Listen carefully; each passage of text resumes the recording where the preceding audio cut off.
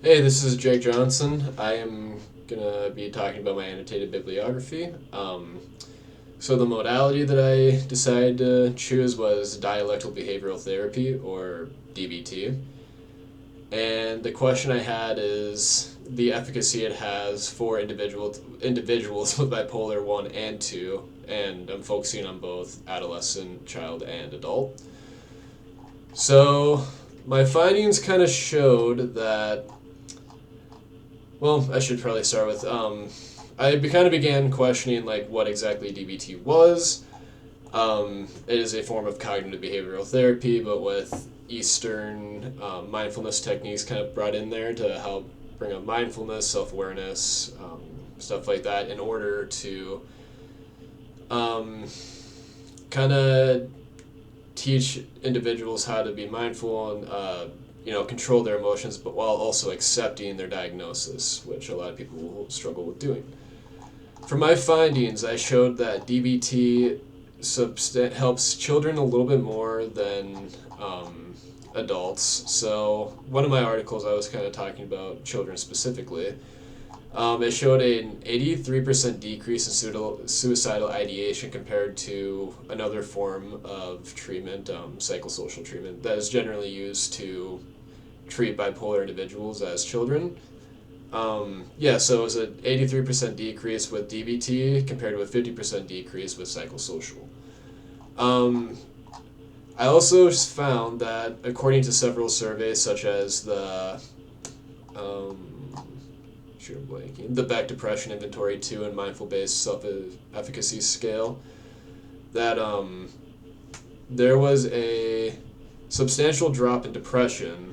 So DBT really helps with individuals that have bipolar really help deal with their depression.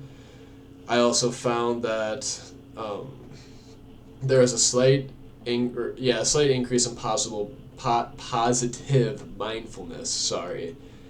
So we can see that depression and mindfulness are really targeted in DBT training with adults and in children too, but those are the main things that are affected by DBT. But according to the affective control scale, we found that there isn't a whole lot of statistical improvement for anger anxiety. So this isn't perfect, obviously, but yeah.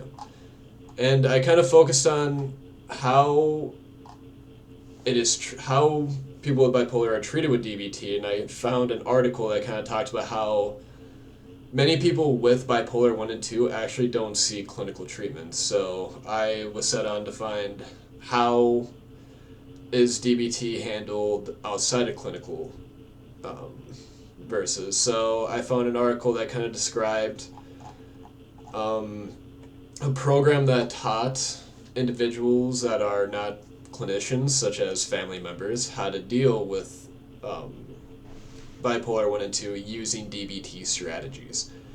So, yeah, it was pretty interesting. It's called the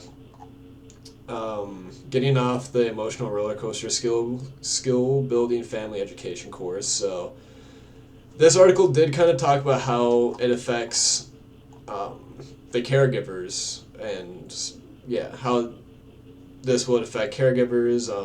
Kind of talk about um, caregiver grief and stuff like that, and how DBT would impact their family members positively in order to help the family members, feel less caregiver grief and burden stuff like that. And it showed positive effects for both the caregiver and the individuals in their family with bipolar 1 or 2 disorder. Um, yeah, so it was very good. So going back to my target group, I found that DBT has a lot of positive effects for bipolar individuals, but there is still a big lack in research that is present in this specific topic. So it's hard to say that DBT can be used perfectly with bipolar individuals. I still think there's a lot of research that needs to go into it. And once again, finding that it showed little improvement with anger and anxiety too within bipolar individuals and manic episodes and stuff like that. Well, it helped with manic episodes, but like the anger and anxiety of bipolar that you typically see is not really benefited. So we can conclude that DBT has a lot of benefits to it, but also it's lacking in certain areas.